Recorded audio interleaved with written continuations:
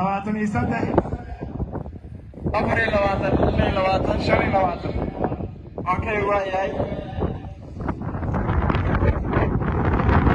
لواتن لح لواتن تدو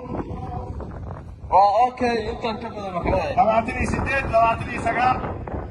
صدن قوي صدن صدن يلما صدن يصدق صدن يا أفر صدن يا شان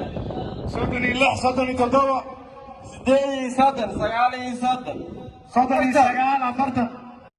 السؤال لوgu talagalay wasiirka isboortiska dhalinyarada aqoonta maxamed diiriye waxaana soo diyaariyay ururka dhalinyarada ee gobolada waqooyi galbeednimo oo horta ayadoo shaqadooda cabdiraxmaan maxamed ciise oo kaashanaya gobolada green house muqdisho soomaaliya sacad wasiir welcome mama khadija